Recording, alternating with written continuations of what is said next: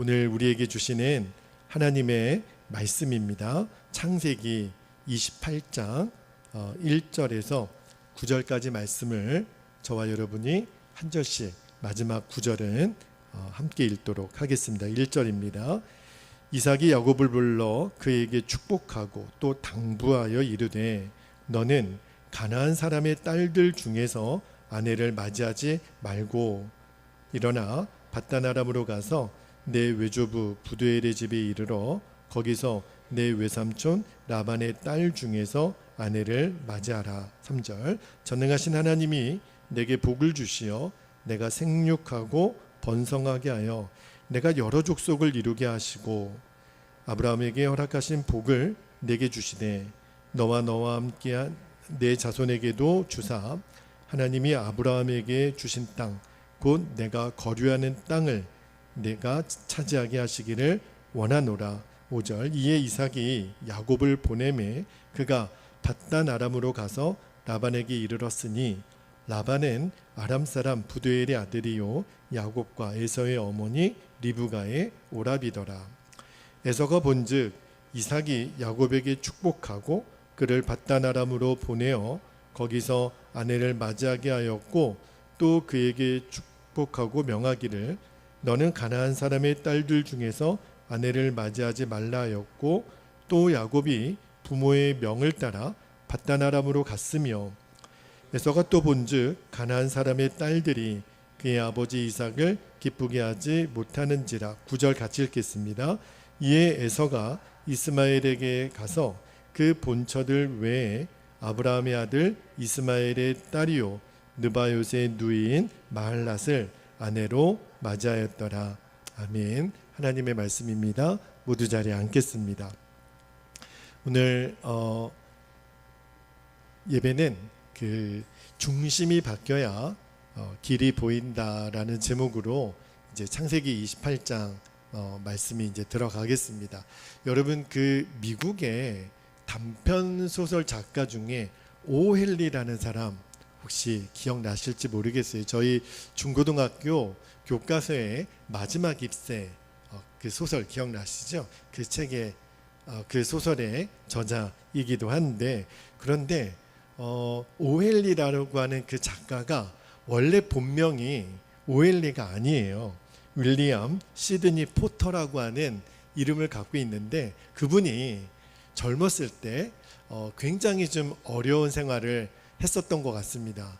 그래서 한 번은 이렇게 사기죄에 연루가 되어서 이제 감옥에 들어가게 된 일이 있었는데 그가 왜 이름이 바뀌었나 그 사연을 나중에 고백을 하시더라고요. 이분이 그 감옥에 들어가서 이제 복역을 하는 중에 누구를 만나냐면 굉장히 신실한 그리스도인 교도관을 만나요. 그 교도관이 이분에게 너무너무 잘해주는 거예요. 그리고 정말 하나님의 말씀으로 그 교도관이지만 그 수감자 한 사람 한 사람을 이렇게 돌보게 되는 모습을 통해서 이 오헨리가 어마어마한 은혜를 받는 거예요. 그래서 그분의 도움으로 이제 모범수가 되어서 3년 반에 이제 감옥 생활을 마치고 이제 추록하게 되는데 자기의 인생에 완전한 전환점을 가져다 준 그 교도관이 너무너무 감사해서 이제 감옥에 떠나기 전에 그에게 이런 부탁을 하는 거예요. 이제 제가 다시 세상에 나아가서 작가로 글을 쓸 텐데 제가 당신의 이름으로 글을 쓰고 싶습니다. 그 교도관의 이름이 오헨리였던 거예요. 그 교도관의 이름으로 내가 글을 쓰겠습니다. 그러니까 그 교도관도 쉬운 부탁은 아니잖아요. 내 이름으로 이제 글을 쓰신다고 하니까. 그런데 그 오헨리라는 교도관이 허락을 해줘요. 좋습니다. 제 이름으로 글을 쓰셔도 좋은데 한 가지 조건이 있습니다. 오헨리라는 이름이 부끄럽지 않도록 살아주십시오. 그게 저의 조건입니다. 제가 그 이야기를 듣고 너무너무 은혜가 되는 거예요. 왜냐하면 이것이 예수님을 믿고 그대로 거듭난 우리들의 이야기라는 생각이 들었어요. 우리가 예수님을 믿고 우리들의 이름이 바뀌었잖아요. 야곱을 이스라엘로 바꿔주시고 또 사울을 바울로 바꿔주신 것처럼 저와 여러분의 이름의 앞에 뭐가 붙어요? 예수님을 믿는 맞은철. 이제는 우리들에게 주님이 너는 그리스도인이야? 너는 나를 믿는 자로 살아야 돼? 내 이름에 부끄럽지 않게 살아야 돼? 우리들의 이름을 바꿔주신 그 은혜로 우리가 살아가는 거잖아요.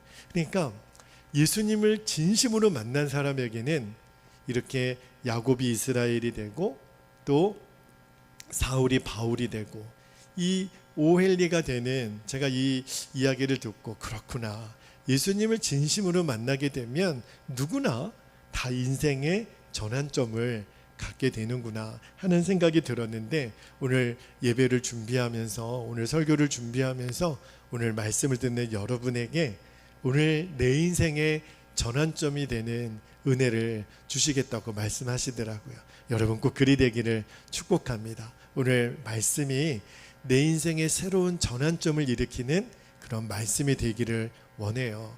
오늘 이제 창세기 28장으로 우리가 들어가는데, 오늘 저는 좀 주목해 보고 싶은 인물이 처음에는 야곱을 주제로 삼아서 말씀을 전하고 싶었는데 하나님이 에서를 주목하게 하시더라고요.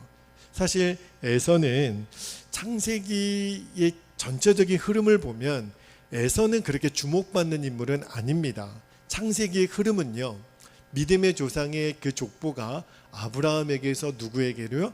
이삭에게로, 그리고 이삭에게서 이제 두 아들 중에 형 에서가 아닌 야곱으로 이어가요. 또 야곱에서 요셉으로. 근데 사실은 이 에서는 성경에서 그렇게 주목받는 인물은 아닙니다. 그런데 하나님이 어떤 마음을 주셨냐면, 우리가 좋은 사람에게서는 좋은 영향력을 받으면 돼요. 그러나 내가 도저히 배울 것이 없는 사람에게서도 배울 것이 있습니다. 어떤 거죠? 그 사람처럼 되지 않으면 돼요. 그거를 반면교사라 또는 타산지석이라 이런 말을 우리가 쓰잖아요. 오늘 에서를 반면교사 삼아서 하나님이 에서를 읽게 하시면서 이렇게 살면 안 되는 거구나 하는 그 은혜를 주시기를 원합니다. 자, 보세요. 아브라함의 아들 이삭에게 이제 하나님이 자녀를 주시는데 쌍둥이를 주세요. 그런데 에서는 그의 형으로, 야곱이 동생으로 태어나잖아요. 우리가 지난주에 그런 말씀을 나눴습니다. 형은 에서인데 장자의 축복은 누가 받지요? 야곱이 받아요. 그런데 그 일이 있고 나서도 여전히 에서는 부모님을 모십니다. 왜냐하면 혈육적으로는 장남이잖아요. 그런데 에서가 이제 너무너무 화가 난 거예요. 장자의 축복을 빼앗겼으니까. 그래서 야곱을 죽이려고 하니까 어머니 리브가가 야곱을 누구에게로 보내요? 밧단 아람에 있는 이제 라반의 집으로 보냅니다. 그죠? 그리고 오늘 본문이 지나고 나면 성경의 모든 포커스는요, 야곱에게로 이어져요. 20년 뒤에 나중에 이제 우리가 쭉 읽어보면 야곱이 삼촌 라반의 집에 갔다가 20년 뒤에 돌아오잖아요. 그리고 형 에서랑 화해하게 된 다음에 정작 야곱은 고향으로 돌아오지만 그때 에서는 어떻게 되는지 아세요? 고향을 떠납니다. 희한해요.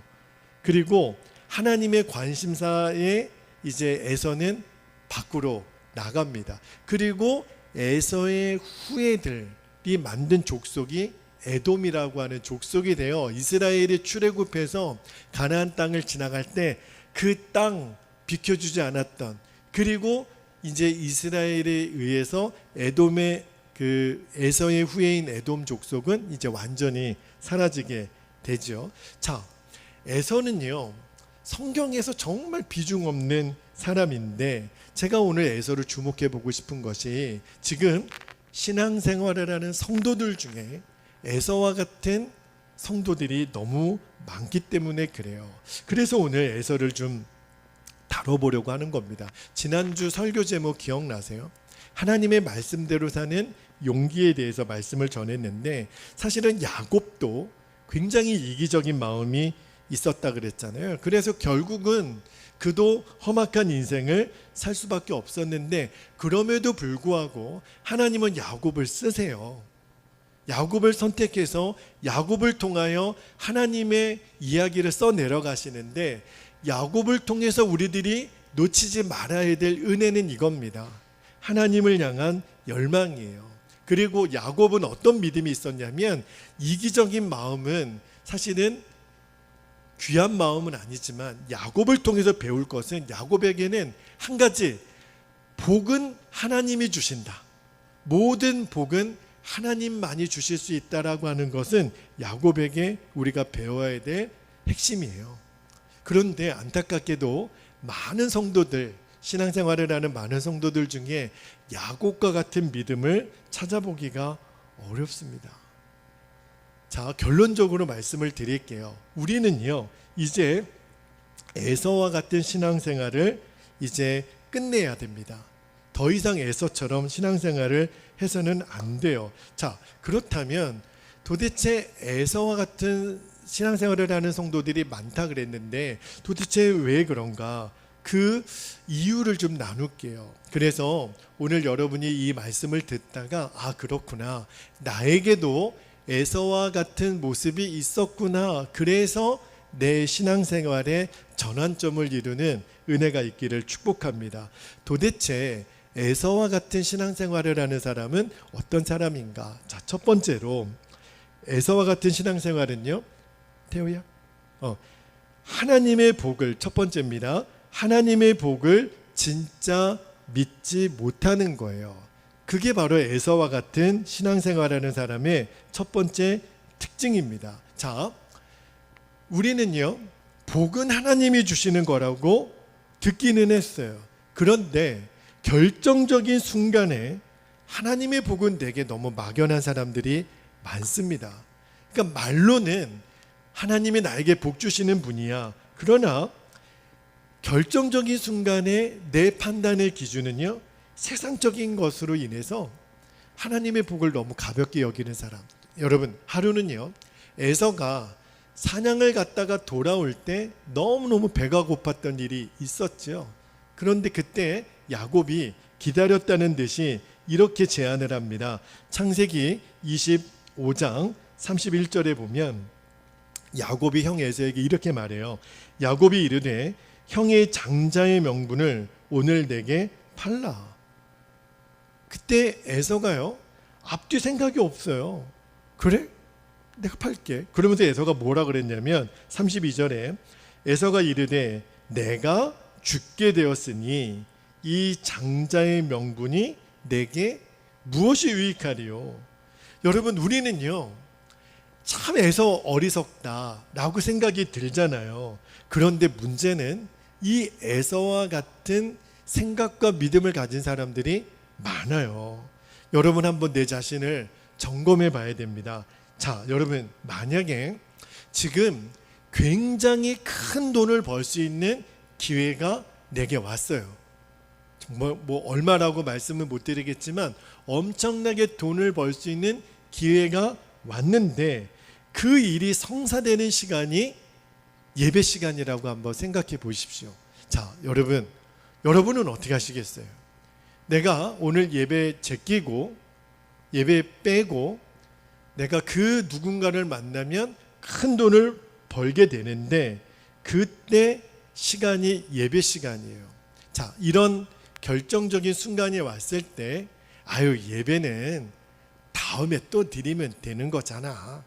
아유, 지금은 내 눈앞에 이 큰 돈 벌 수 있는 기회가 또 오겠어? 만약에 이러한 생각으로 전자를 결정하게 되면 나는 지금 에서와 같은 생각을 갖고 있는 사람입니다. 야곱과 같은 생각을 갖고 있는 사람은 어떤 생각이 들죠? 내가 아무리 유익을 주더라도 내가 지금 예배를 드려야지. 내가 하나님 기뻐하시는 일을 먼저 해야지. 이 사람은요, 복은 하나님이 주신다라는 것을 정말 믿는 야곱과 같은 사람이죠. 태국에 선교사님으로 가셨던 신응식 선교사님이라는 분이 계세요. 근데 이분이 젊으셨을 때 직업 군인이셨어요. 이분이 그 통역 장교로 이제 계급이 중위였대. 군단에서 통역 장교로 일을 하고 있는데 어느 주일 내내 예배를 드리는데 그 군단장으로부터, 군단장이 이제 스타거든요. 군단장으로부터 긴급 호출이 오는 겁니다. 예배 도중에.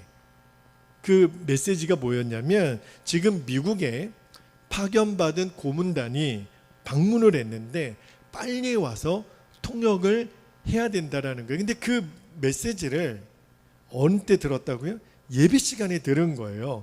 어떻게 했을까요? 이 신중이가 안 갑니다. 예배 끝날 때까지. 그리고 예배 끝난 다음에 이제 군단장실에 가보니까 그 미국에서 왔던 고문관들이 가버렸어요. 그 시간을 기다리지 못하고. 그래가지고 군단장실에 들어온 신중이를 보고 이 군단장이 완전 뚜껑이 열린 거죠. 권총을 뽑아들고 너 상관명령 불복종 죄로 너를 처단하겠다. 막 너무너무 화가 나는 거예요. 그렇게 호통을 치는데 이 신흥식 중위가 그 군단장을 똑바로 쳐다보면서 이렇게 얘기를 합니다.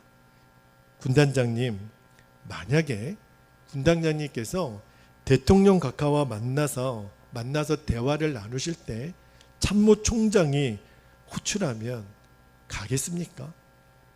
그렇게 묻는 거예요. 저는 군단장님이 부르실 때 하나님께 예배를 드리고 있어서 갈 수 없었습니다. 와, 이게 사실은 이렇게 군단장에게 이렇게 말할 수 있는 용기를 가진 사람이 얼마나 될까요? 사실은 정말 옷 벗을 각오를 하고 얘기를 한 거잖아요. 근데요, 그런 신흥식 중위의 말에 군단장이 감동을 받습니다. 와, 도대체 이 사람이 믿는 하나님이 뭐길래 나 군단장의 말도 꿈쩍도 안 하고 이렇게 말할 수 있을까? 그래서 그 군단장의 은혜를 받고 가는 곳마다 예수님을 믿으려면 이 신흥식 중위처럼 믿어야 된다고 오히려 자랑하고 다녔대요. 너무너무 제가 도전을 받았어요. 여러분, 에서에게 있어서 결정적인 문제가 뭐였나요? 에서는요, 자기가 이삭의 장자로 태어났지만 복은 하나님이 주신다라고 하는 것에 대한 분명한 믿음이 없었어요. 내가 사람 찾아다니고 물질 찾아다니고 이익 찾아다니고 이런 거지, 하나님이 무슨 나에게 복을 주셔, 이런 마음이 에서에게 있었다고요. 그래서 에서가 뭐라 그래요? 아니, 팥죽 한 그릇에 이 장자의 명분이 내게 무엇이 유익하리요. 여러분, 이제는 여러분 정확하게 에서를 통해 우리가 배워야 될 것이 있어요. 어떤 희생, 어떤 대가를 치러서라도 하나님이 나에게 복 주시는 이 믿음만큼은 절대로 팔아먹는 일이 없게 되기를 축복합니다. 두 번째는, 우리가 에서를 통해서 배워야 되는 두 번째는, 하나님에게 진정으로 순종할 마음이 에서에게는 없었다는 거예요. 자, 여러분, 창세기, 우리가 오늘 28장을 읽었는데 창세기 26장에 보면 이삭과 리브가가 그 아들 에서 때문에 늘 마음 고생했던 게 있어요. 그게 뭐냐면 에서가 늘 부모의 마음에 근심이 됐던 거. 자, 여러분에게도 이제 결혼할 나이가 정년기간 이제 넘었는데 자녀들이 결혼을 안 하면 부모들의 입장에서는 좀 근심이 되잖아요. 그런데 에서는 왜 부모의 마음에 근심이 됐냐면 그렇게 하나님이 싫어하셨던 가나안 여자들을 에서가 너무너무 좋아하는 거예요. 자, 창세기 26장 34절 35절에 보면 이렇게 말씀합니다.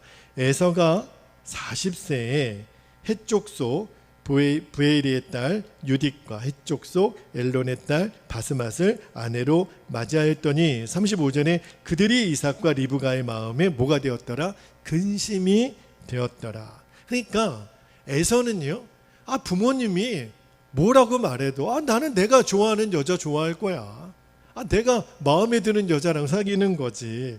그게 에서의 마음에는 아무런 상관이 없었어요. 자, 그런데 오늘 본문으로 제가 다시 한번 돌아와 볼게요. 이제 야곱이 형 에서가 야곱을 죽이려고 하니까 할 수 없이 이삭과 리브가가 야곱을 삼촌 라반의 집으로 보내잖아요. 그런데 보내기 전에 아버지 이삭이 아들에게 신신당부를 하는 장면이 나오는데 핵심은 뭐냐면 결혼 문제예요. 야곱아, 너 삼촌 집에 가면 꼭 명심해야 돼. 그러면서 뭐라고 말하냐면 오늘 말씀 1절 2절에 이렇게 얘기합니다. 1절에 이삭이 야곱을 불러 그에게 축복하고 또 당부하여 이르되, 내용이 뭐예요? 야곱아, 너는 가나안 사람의 딸들 중에서 아내를 맞이하지 말고, 2절, 일어나 밧단 아람으로 가서 너의 외조부 부두엘의 집에 이르러 거기서 너의 외삼촌 라반의 딸 중에서 아내를 맞이하라. 그런데요, 오늘 성경에 보면 아버지 이삭이 야곱에게 결혼 문제에 대해서 신신당부하는 것을 누가 듣냐면 에서가 들어요. 그러면서 에서가 깨닫습니다. 왜 내가 아버지 이삭과 어머니 리브가의 근심이 되었나. 뭐의 문제가 있었냐면 결혼의 문제가 있는 거예요. 내가 결혼 생활한 것이 아버지 어머니 마음에 안 들었구나. 그것을 동생을 축복하는 아버지의 이야기를 통해서 에서가 느끼는 거예요. 그러면 내가 어떻게 해야 되나. 그런데 뜻밖의 에서가 정말 엉뚱한 생각과 행동을 하게 됩니다. 그게 뭐냐면 아버지, 저 또 결혼할게요. 에서가 또 결혼하겠다는 거예요. 그런데 이번에는 결혼 대상을 누구로 찾냐면 이스마엘 족속에 가서 이스마엘의 딸과 결혼을 하게 됩니다. 자, 여러분, 이스마엘이 누구예요? 아버지 이삭의 이복 형이잖아요. 그러니까 에서의 생각에는 이제 이스마엘의 딸과 결혼하면 아버지 이삭이 좋아할 줄로 알았던 거예요. 왜냐하면 이 아버지 이삭과 이스마엘이 이제 배다른 형제지간이니까요. 그런데 여러분, 우리는 알죠. 이스마엘은요, 하나님의 계획에서 완전히 벗어난 사람이거든요. 그거를 에서는 몰랐던 거예요. 자, 여러분 생각해 보세요. 진짜 에서가 아버지 이삭의 마음을 얻고 싶었다면 어떻게 해야 옳은 거죠? 아버지를 찾아가서 무릎을 꿇고, 아버지, 제가 지금까지는 아버지의 뜻에 불순종하고 제 마음대로 결정을 했습니다. 용서를 구하고 이제는 아버지가 저에게 무슨 말씀을 하시든지 제가 순종하겠습니다. 이렇게 해야 옳은 거죠. 그런데 에서는요, 자기 나름대로 자기 생각에 아버지를 기쁘게 하려고 했는데 뭐가 문제인지를 모르는 거예요. 에서의 진짜 문제가 뭐예요? 뭐든지 에서는요, 자기 마음대로 하려는 것, 순종을 모르는 거예요. 순종은요, 나에게 순종을 원하는 사람의 마음을 알아야 순종을 하는 거예요. 내가 아무리 그 사람에게 잘해준다고 하더라도 그 사람이 원하는 것이 아니면 그거는 순종이 아니라는 거예요. 근데 에서는 그거를 몰랐어요. 우리도 마찬가지입니다, 여러분. 우리는요, 왜 순종에 문제가 있냐면 하나님, 내가 이렇게 하면 기뻐할 것 같고 하나님께 내가 이렇게 하면 하나님이 좋아하실 것 같지만 하나님이 원하는 거는, 준철아, 너는 왜 나에게 묻지를 않니? 내가 너에게 원하는 것은 이거야. 그런데 너는 엉뚱하게 저거를 통해서 나를 기쁘게 하려고 하니 안 맞는 거거든요.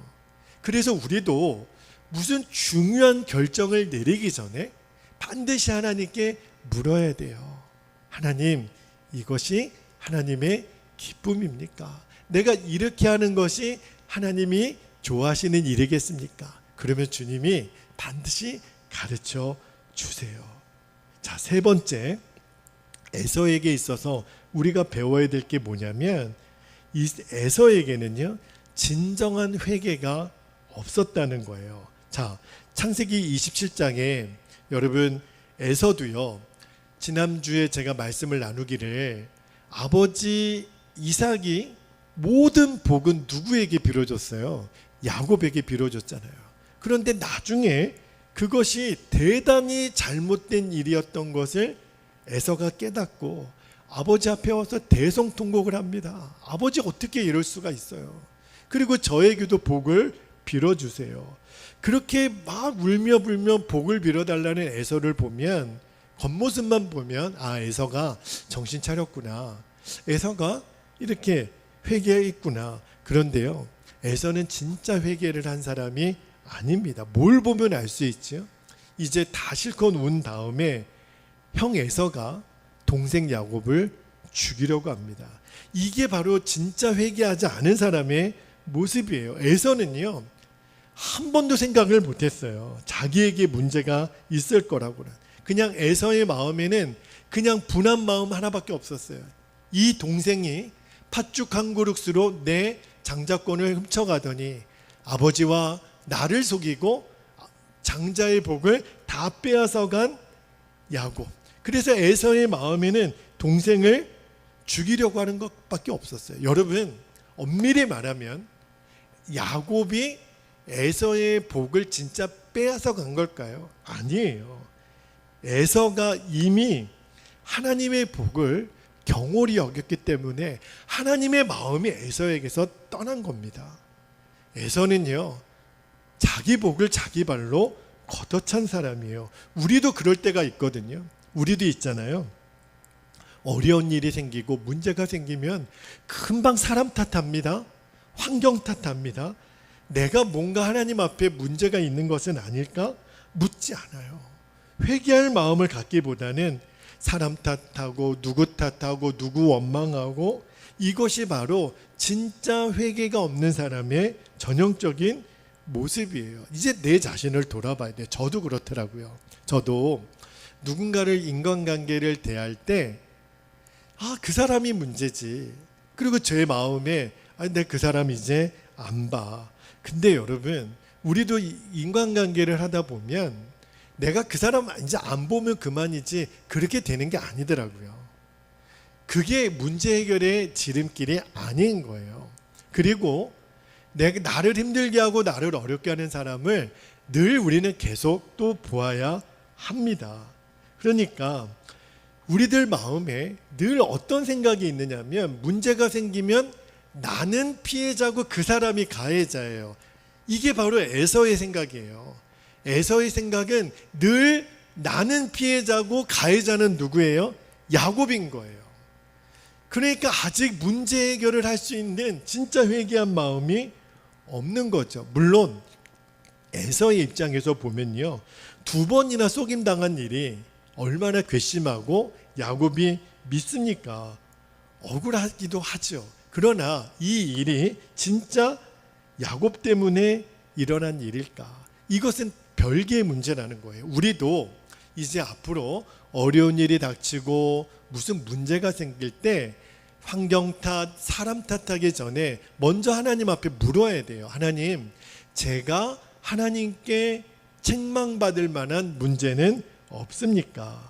하나님과 나 사이에 문제는 없는 겁니까? 그렇게 하나님으로부터 문제를 풀어나가면 놀랍게도 사람과의 문제는 저절로 해결이 됩니다.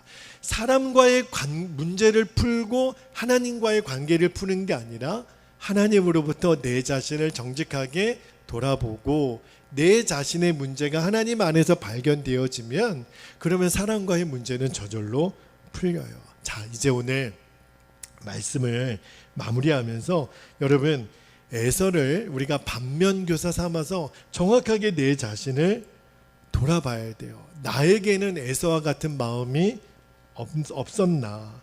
그리고 오늘 에서를 통해서 내 인생의 전환점이 되어야 됩니다.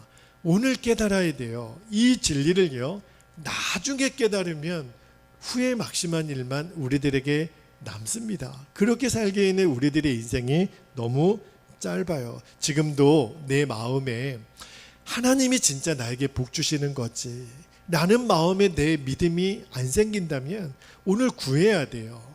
나는 사람 찾아가고 이 사람 찾아가고 이 문제 해결하면 나에게 큰 복이 될 것 같은데 아니에요. 우선순위가 바뀐 거예요.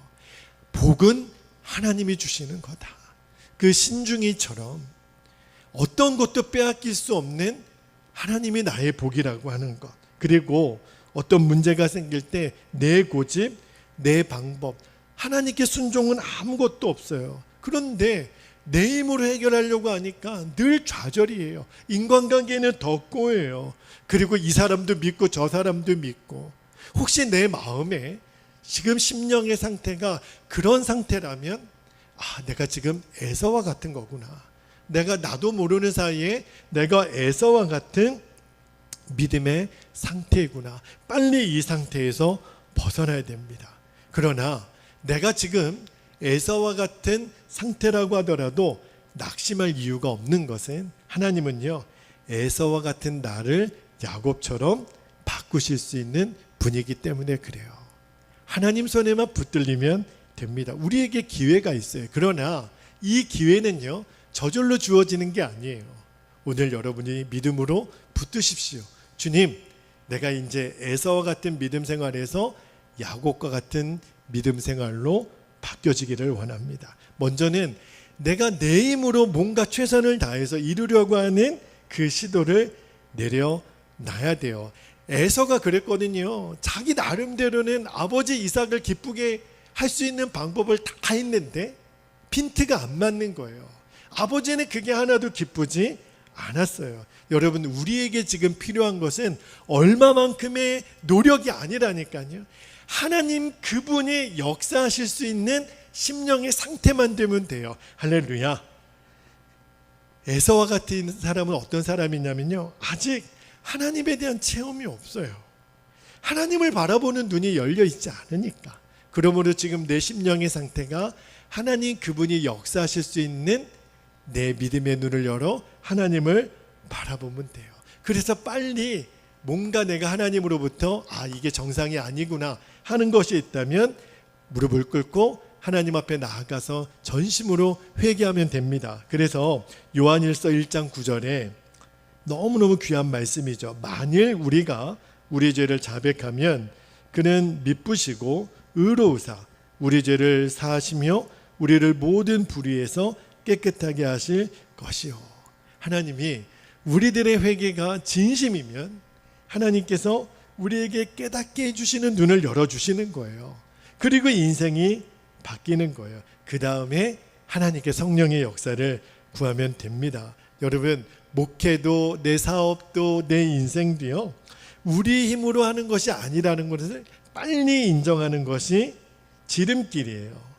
성령의 역사가 있어야 내 인생이 바뀌는 겁니다. 여러분, 혹시 지금 내 마음이 무너져 있어도 성령님이 내 마음에 역사하시도록 내 마음이 주님께로 향해 있으면 돼요. 그러면 저와 여러분에게도 인생의 진짜 전환점이 열립니다. 이제 함께 기도하기를 원하는데, 주님, 오늘 이 시간이 내 인생의 전환점이 되게 해주시기를. 오늘 우리가 합심 기도를 좀 길게 하려고 해요. 하나님, 내 기도가 터져나오게 하여 주옵소서. 지금까지 내가 에서와 같은 신앙생활을 했다면 주님, 오늘 내 믿음의 눈을 열어주셔서 정말 주님이 기뻐하시는 신앙생활을 하게 하옵소서. 야곱과 같은 하나님이 주목하시는 그러한 신앙생활의 주인공으로 제가 서게 하여 주옵소서. 세 가지 기도 제목을 붙잡고 우리가 기도하기를 원합니다. 첫 번째, 하나님만이 나에게 진짜 복을 주시는 분이심을 분명히 믿게 하옵소서. 두 번째, 나에게 진정으로 회개할 마음과 순종의 힘을 더하여 주옵소서. 마지막 세 번째, 오늘이 내 인생의 중심이 바뀌어 길이 보이는 인생의 전환점이 되게 하옵소서. 오늘 우리가 세 가지 기도 제목을 붙잡고, 주여, 나에게도 내 인생의 전환점을 주시옵소서. 5.11을 통해서도, 신흥식 중사를 통해서도, 중의를 통해서도 우리가 야곱이 이스라엘로 사울이 바울이 되는 주여 나에게도 인생의 전환점의 역사를 주옵소서. 주님의 이름을 간절히 부르고 통성으로 기도하겠습니다. 주여 할렐루야. 사랑과 은혜가 풍성하신 아버지 하나님 고맙고 감사합니다. 오늘도 우리가 창세기 28장의 에서의 이야기를 통해서 아버지 하나님 분명히 붙잡게 되는 은혜, 아버지 하나님 내 인생에 이제 분명한 전환점이 이루어지기를 원합니다. 내 마음의 중심이 바뀌어지는 하나님 그 은혜가, 그래야 내 길이 보입니다. 내 인생에 달려갈 길이 보입니다. 아버지 하나님 이제는 더 이상 에서와 같은 믿음 생활의 종지부를 찍고 이제 하나님이 주목하시는 야곱과 같은 신앙생활을 할 수 있도록 인도하여 주시기를 원합니다. 주님, 나의 모든 복은 하나님이 주시는 것입니다. 아버지 하나님, 내 인생의 모든 복은 하나님께로부터 말미암아 주어지는 것을 내가 분명히 믿게 되기를 원합니다. 내가 이제 사람 쫓아다니지 않고 하나님 재정 쫓아다니지 않고 내 믿음의 주여 나를 온전케 하시는 이인 오직 주님만을 바라보며 나아가게 하여 주옵소서. 아버지 하나님, 우리가 하나님 내 힘으로 내 열심으로 해보려고 하지만 그것이 주님의 기뻐하는 뜻이 아니라면 이 시간 우리가 주님 앞에 무릎 꿇고 내가 불순종했던 것에 대한 철저한 회개와 순종의 힘을 아버지 하나님 구하오니 내가 착각했던 것, 내가 몰랐던 것 깨닫게 하여 주시고 내가 불순종했던 것 주님 앞에 정직하게 회개하고 이제 순종할 힘을 구하오니 주여 이제는 주님 앞에 한 걸음 한 걸음 순종함으로 나아가서 하나님의 순종의 열매를 통하여 하나님의 뜻을 이루는 저희 모두가 되도록 인도하여 주옵소서. 아버지 하나님, 오늘 내 인생의 중심이 바뀌어서 길이 보이는 인생의 전환점이 되기를 원합니다. 아버지 하나님, 내가 이제 불순종의 길에서 순종의 길로 그 길이 바뀌어지는 길과 진리요 생명이 되시는 예수님으로 인하여 내 인생의 길이 바뀌어지는 은혜, 내 인생의 전환점이 되는 은혜가 오늘 내 안에 이루어지게 되기를 원합니다. 아버지 하나님, 오늘 그 눈을 열어주십시오. 사랑하는 우리 모든 성도들에게 그 눈을 열어주십시오. 내 인생 책임져 주시는 분은 하나님이십니다. 내 먹고 사는 모든 문제 하나님의 손에 있습니다. 하나님, 우리 모든 성도님들의 하나님 모든 문제, 내 육신의 문제, 내 재정의 문제, 내 건강의 문제, 내 자녀의 문제, 해결은 오직 주님께 있습니다. 해답은 오직 하나님께 있습니다. 주님이 길이십니다. 주님이 내 인생의 모든 해답이십니다. 오늘 그 눈이 열려 내 인생의 완전한 전환점을 이룰 수 있도록 주님 인도하여 주시기를 원합니다. 아버지 하나님, 에서를 통하여 우리가 반면교사를 삼고 이제는 우리가 하나님 주목하시는 야곱의 인생으로 들어가게 되기를 원합니다. 이제 창세기를 통하여 우리에게 말씀하시는 주의 말씀 하나하나를 우리가 마음으로 새겨 주님이 기뻐하시는 그 길을 걸어갈 수 있도록 아버지 하나님 역사하여 주옵소서. 오 주님 찬양합니다. 아버지 찬양합니다. 주님 감사합니다. 할렐루야. 은혜와 사랑이 많으신 아버지 하나님, 오늘 우리가 창세기 28장에 그 누구도 주목하지 않는 에서를 통하여 하나님이 주시려는 마음을 붙잡습니다. 하나님, 지금도 한국 교회 안에 에서와 같은 신앙생활을 하는 이들이 얼마나 많은지 모릅니다. 나는 하나님께 복을 받는다고 말은 하지만 그러나 내가 어떻게 지금 시간을 쓰고 어떻게 재정을 쓰는지를 보면 내가 정말 지금 무엇을 믿고 의지하는지 다 드러납니다. 복은 하나님께로부터 주어지는 겁니다. 하나님, 그래서 오늘도 우리가 땅만 보고 사는 인생이 아니라 하늘을 바라보고 사는 인생 되게 하여 주옵소서. 나의 도움이 어디서 올고 천지를 지으신 여호와에게로부터 옵니다. 오늘 이 믿음이 우리가 분명하게 결론 지어지는 시간 되기를 원합니다. 주님 앞에 내가 불순종하고 내 힘과 내 노력으로 이 문제 해결해 보려고 했던 모든 나의 불순종을 철저히 회개하고 이제는 하나님의 방법대로 하나님의 뜻대로 내 자신을 내려놓고 진정으로 회개하고 순종할 수 있는 힘을 열어 주옵소서. 그래서 내 인생에도 주님 놀라운 인생의 전환점이 되어지게 되기를 원합니다. 2023년 하나님, 오늘 8월 27일 오늘 마지막 주일에 정말 내 인생이 완전히 뒤집어지는, 이제 에사와의 같은 삶은 종지부를 찍고 하나님이 주목하시는 야곱과 같은 인생으로 이제 우리가 나아가게 되기를 원합니다. 하나님을 향한 그 열정, 하나님이 정말 나에게 복 주시는 이심을 분명히 믿고 이제 우리가 믿음의 길을 떠나려고 합니다. 이제 믿음의 항해를 시작하려고 합니다. 오늘 우리들의 결단에 하나님 복의 복을 더하여 주옵소서. 오늘도 우리가 하나님 앞에 예배하며 우리의 마음과 우리의 중심을 들여 하나님 앞에 이 믿음을 담아 예물을 봉헌합니다. 하나님의 기뻐 받으시는 예물 되게 하여 주옵소서. 하나님은 우리들의 삶의 형편을 다 아십니다. 과부의 2렙돈을 기뻐 받으셨던 하나님, 오늘 나의 마음, 나의 생명을 하나님께 드리는 마음으로 우리가 예물을 구별하여 드립니다. 오늘도 주의 성전에서 온라인으로 예배하는 우리 모든 교우들, 내 마음의 그 헌신을 주님께 드리는 나의 봉헌을 기뻐 받아 주옵소서. 그리고 이 예물이 쓰이는 곳에 하나님의 기가 막힌 영광을 드러내는 복된 예물이 되게 하여 주옵소서. 오늘도 함께 예배하는 우리 모든 주의 사랑하는 우리 베델의 모든 가족들, 온라인으로 예배하는 우리 모든 믿음의 성도들, 주님 하나님만이 주실 수 있는 놀라운 은혜로 하나님의 복으로 반드시 갚아주시고 채워 주옵소서. 오늘 함께 예배하는 우리 익산의 모든 교회들, 이 나라 민족과 열방 가운데 주님의 나라가 속히 오게 하여 주옵소서. 이 민족의 통일을 이루어 주옵소서. 아버지 하나님, 국내에 참으로 어려운 정세 속에 있습니다. 하나님, 이 나라 민족을 불쌍히 여기시고 긍휼히 여겨 주옵소서. 다시 오실 예수님의 이름으로 기도하옵나이다. 아멘. 사랑하는 이 시간에 우리 다 함께 자리에서 일어나셔서 우리 찬송가 405장 주의 친절한 팔에 안기세 우리 힘차게 찬송 드리도록 하겠습니다.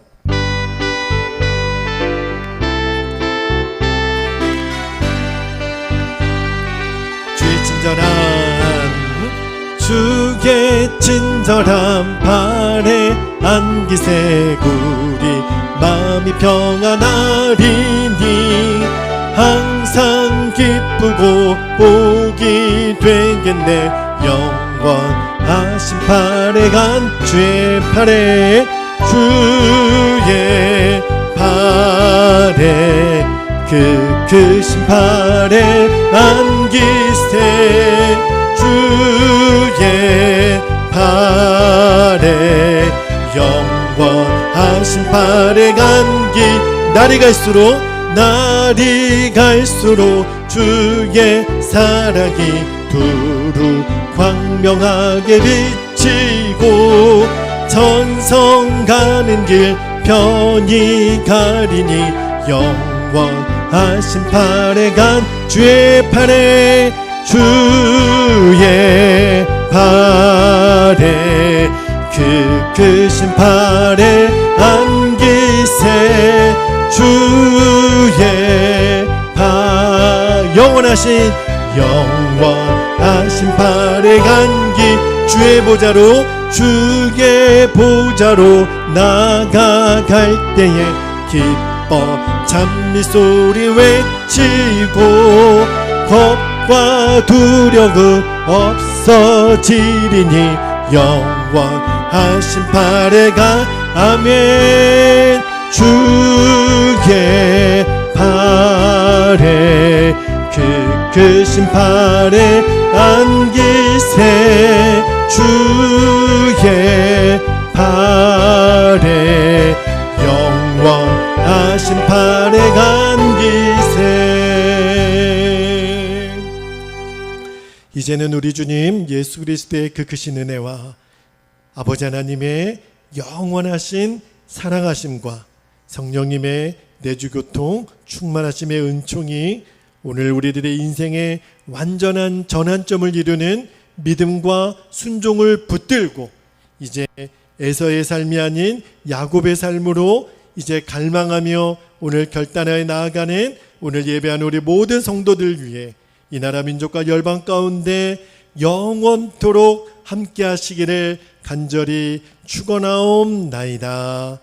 아멘. 아멘. 아멘. 아멘.